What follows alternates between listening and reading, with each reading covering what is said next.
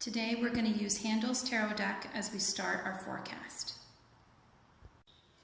Okay, so today I've brought a calcite orb, mimic the moon for our reading today, and I also brought a selenite heart for amplification, and then 2 heart moonstones which coordinate to the new moon in Cancer. And obviously when the moon is in the sign of Cancer, it's in a very happy, powerful place because Cancer is ruled by the moon. So I felt as though we needed that extra amplification today as we go forward with our reading. Welcome to Farnam Manor. We're going to do the moon forecast starting with our new moon on July 13th. So let's see what the cards and the planets have in store for us during this very cosmic time. So on July 13th, we have our new moon in Cancer. This is our dark moon where the earth is shielding the sun from the moon. And this is a powerful position for the moon, as in it places Cancer in its home sign and planet of the moon. So there's a lot of synchronicities coming together and happiness and joy in that experience. New moon is a great time for planning our activities, and these activities that we want to plan and focus on would be the home, our emotions, our family, and how we nurture ourselves, our lives, and those around us. So let's see what our guides have in store for us as we work with this energy of new moon in Cancer. Appropriately, our first card is the moon. This is a major arcana card, and it says that this is a time where you are going to find complete and total alignment. The new moon is a supermoon on the 13th, and that means the moon is very close to the earth, so the energies of the moon will be very strong, and we may feel that magnetic pull to things that are deep within our dreams, our hopes, desires, and wishes. For the planet of the moon is where we find those deepest, darkest treasures that we hold deep. And at this time, we're going to be focusing our attention on what those things are. And how do we make those manifest? What do we want to bring forward? What do we want to bring forward into the light as the moon grows with the sun's light? So this is a great time again to sit and reflect on what our home, our family, and our emotions are, and how to nurture those plans that we have held deep within under the light of the moon. The first quarter moon will be in Libra on July 19th. First quarter moon is when we start to put our plans in action. So the plans we devised for our family, home, our emotional well-being, things that we want to nurture forward from the new moon, now's the time to get to work. Put those plans in action. We are also being called to find balance through the action and work with partnerships at this time, as Libra is the sign for finding partnerships and keeping a level head, heart, mind, body, and soul connection. Let's see what our guides have in store for us as we work with this time of the moon cycle. 7 of Cups. So emotionally, we're looking deeper into our emotions to see what there is and what there isn't. 7 is one of those numbers that challenges us to find balance, but to still move forward ahead with direction. And here we're being given a warning of making sure that we do not go into the illusions of success. Let's not work out of balance so that we may trick ourselves into thinking that we're actually moving forward when we're not. So using this as a stopping point to reflect and check in with our emotions, let's make sure that we do have true balance within Libra this time so that we can move forward with a solid footing and feeling grounded in what we're doing and accomplishing. Is there a significance to the 7? 7 means a number that challenges two very strong-headed directions, and finding ourselves in the middle to keep the balance at play. And with Libra reminding us of our balance, we need to make sure that we hold that center cup upright, because we are working with the energies correctly, and that we don't inadvertently tip our cup upside down, spilling our emotional fullness and having that control over where we're going. So it's a reminder to work with your partnerships. Find balance. If we do not find balance, there will definitely be an illusion that's going to creep in and sabotage our success. Our next phase, the moon moves into its fullness, and it happens in the sign of Aquarius. And this happens on July 27th. This is our manifesting moon. This is where we harvest and celebrate the hard work that we've done the past 2 weeks. Thoughts may lead to individualistic accomplishments, but you need to remember that we are helped with others along the way, and we need to honor those partnerships. Remember the warning from the previous week with our illusions of success. In order to manifest correctly, we need to make sure that we're working with others and that we don't focus too much on the self at this time. So let's see what our guides want us to work with and how they want us to work with this energy moving forward.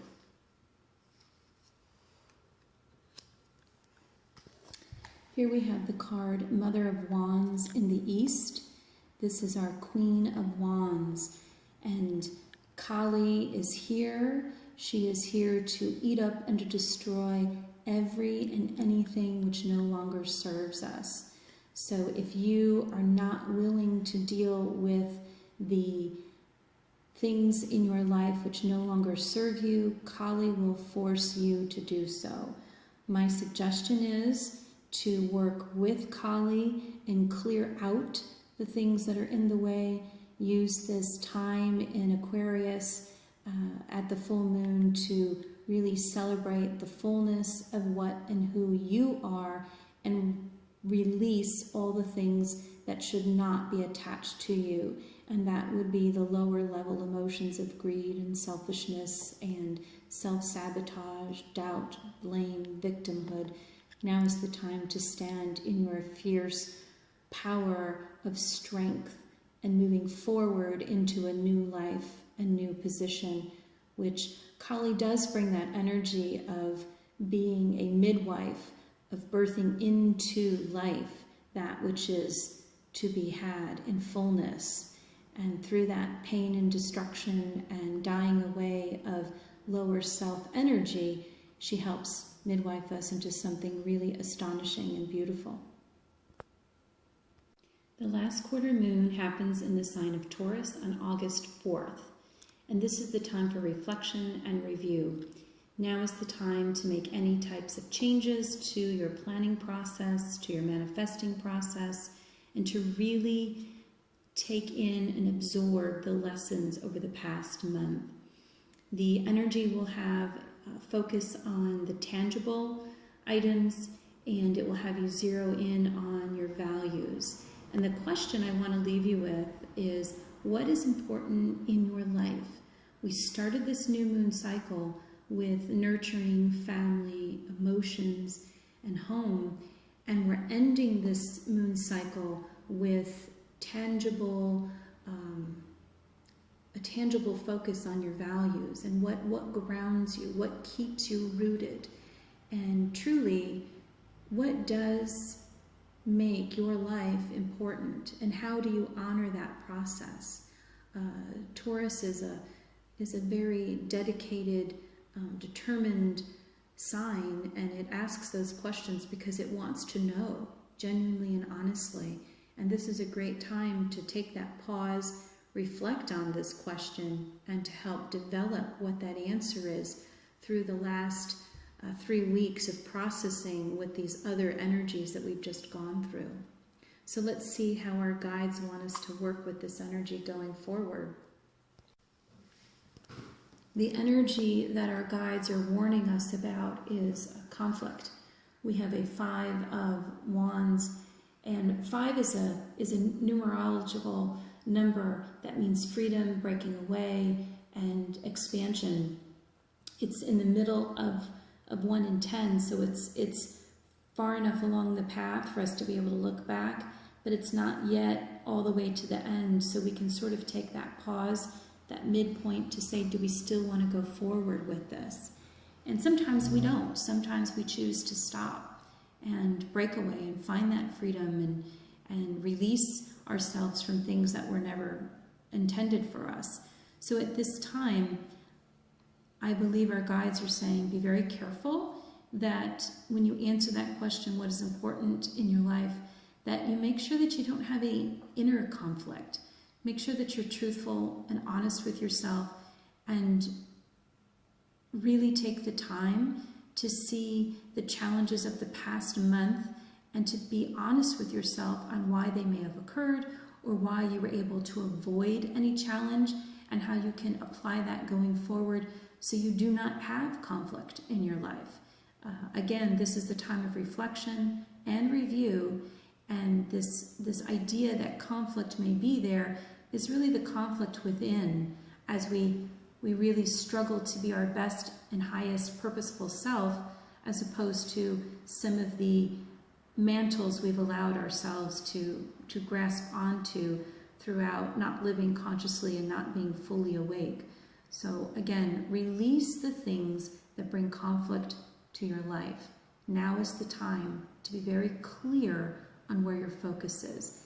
If you can work with this energy, I think you will find a sense of relief and gratitude and grounding in the process.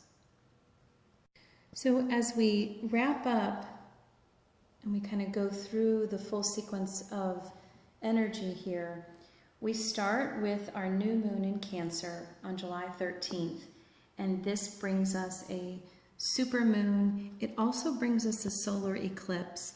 So what's happening is that the moon is going in front of the sun.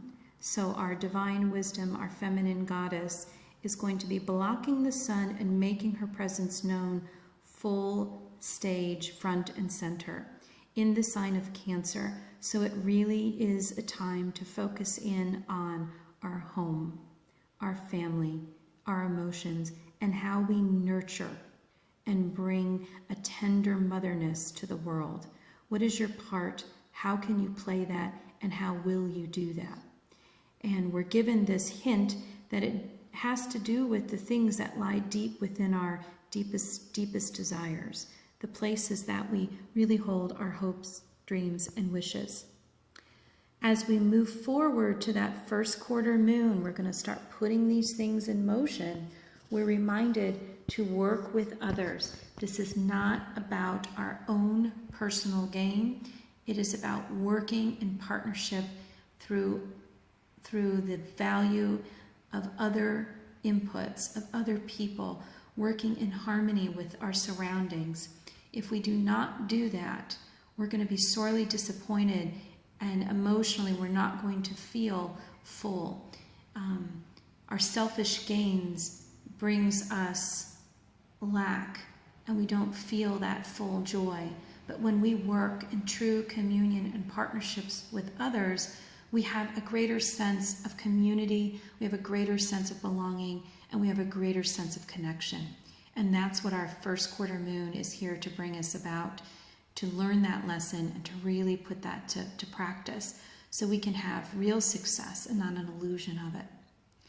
As we move into our full moon of Aquarius, we enter a very powerful energy in that the full moon will be an eclipse. And this eclipse is going to bring us the opportunity to really find the lesson of what must need to be let go. There is no maybes, possiblies. It is a must-do type of action. And Kali Ma is here to say, you will move forward, you will release, and you will be reborn. And her energy is a very strong message from our guides at this time to work with the eclipse at this full moon time in Aquarius to really dispel all selfish, ego, lower-based human expressions, because that does not serve our best and highest good. It does not bring us into greater communion with those around us, and it certainly doesn't help our earth move forward into a place of harmony, peace, and joy. So we will definitely be challenged this full moon, and if we work with Kali, it can be a very healing and forgiving experience.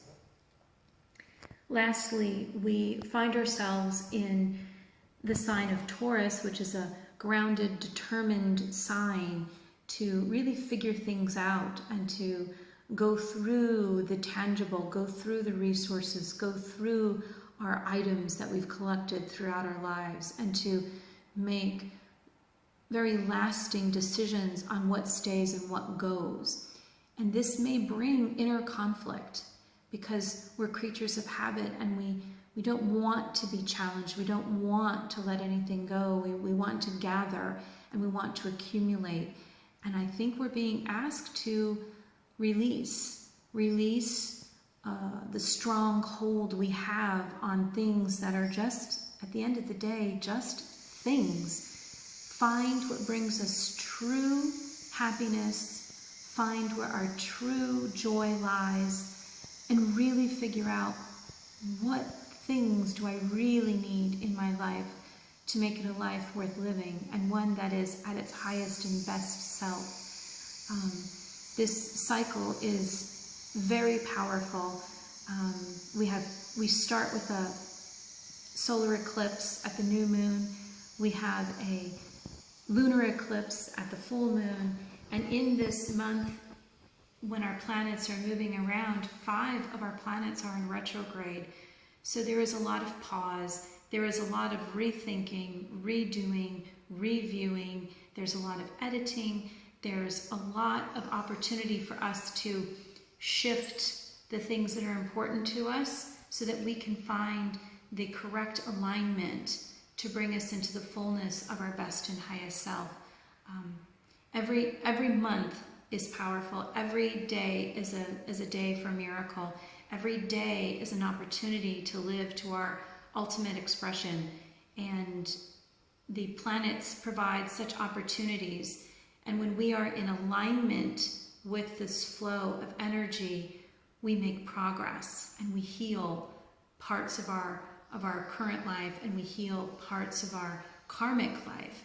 When we are not in alignment with this energy and we go at odds with what's going on, we find that we're not in harmony, and we find the discord in our life, and we become unhappy, and we become victims of our own circumstance.